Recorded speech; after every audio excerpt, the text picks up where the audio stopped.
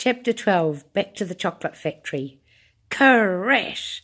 And then the noise of splintering wood and broken glass and absolute darkness, and the most awful crunching sounds as the elevator rushed on, smashing everything before it. All at once the crashing noises stopped and the ride became smoother, and the elevator seemed to be travelling on guide rails, twisting and turning like a roller coaster. And when the lights came on, Charlie suddenly realised that for the last few seconds he hadn't been floating at all. He had been standing normally on the floor. Mr. Wonka was on the floor too, and so was Grandpa Joe and Mr. and Mrs. Bucket, and also the big bed. As for Grandma Josephine and Grandma Georgina and Grandpa George, they must have fallen right back onto the bed, because they were now all three of them on top of it and scrambling to get under the blanket. "We're through," yelled Mr. Wonka. "We've done it. We're in."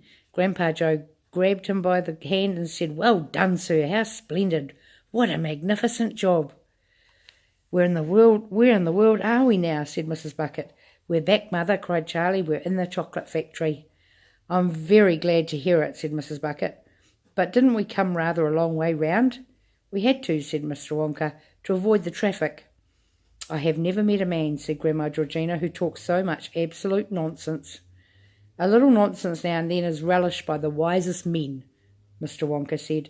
"Why don't you pay some attention to where this crazy elevator's going?" shouted Grandma Josephine, "and stop footling about."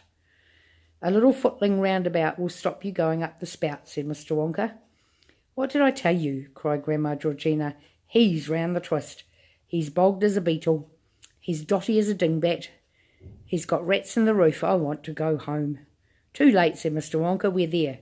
The elevator stopped. The doors opened and Charlie found himself looking out once again at the great chocolate room with the chocolate river and the chocolate waterfall, where everything was edible, the trees, the leaves, the grass, the pebbles, and even the rocks. And there to meet them were hundreds and hundreds of tiny Oompa Loompas, all waving and cheering. It was a sight that took one's breath away. Even Grandma Georgina was stunned into silence for a few seconds, but not for long.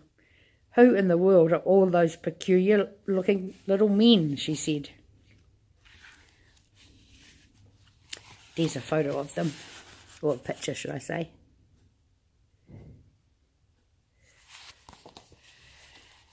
"They're Oompa Loompas," Charlie told her. "They're wonderful. You love them."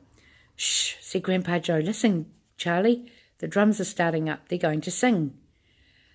"Alleluia," sang the Oompa Loompas. "Oh, alleluia and hooray, our Willy Wonka's back today.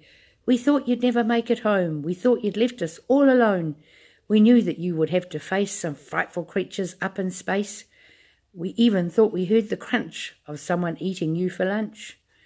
"All right," shouted Mr. Wonka, laughing and raising both hands. "Thank you for your welcome. Will some of you please help to get this bed out of here?" 50 Oompa Loompas ran forward and pushed the bed with the 3 old ones in it out of the elevator. Mr. and Mrs. Bucket, both looking completely overwhelmed by it all, followed the bed out, then Grandpa Joe, Charlie and Mr. Wonka. "Now," said Mr. Wonka, addressing Grandpa George, Grandma Georgina and Grandma Josephine, "up you hop out of that bed and let's get cracking. I'm sure you'll want to lend a hand running the factory." "Who, us?" said Grandma Josephine. "Yes, you," said Mr. Wonka. "You must be joking," said Grandma Georgina. "I never joke," said Mr. Wonka.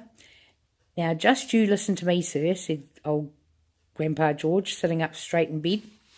"You've got us into quite enough troubles and trumbles for one day." "I've got you out of them too," said Mr. Wonka proudly, "and I'm going to get you out of that bed as well. You see if I don't."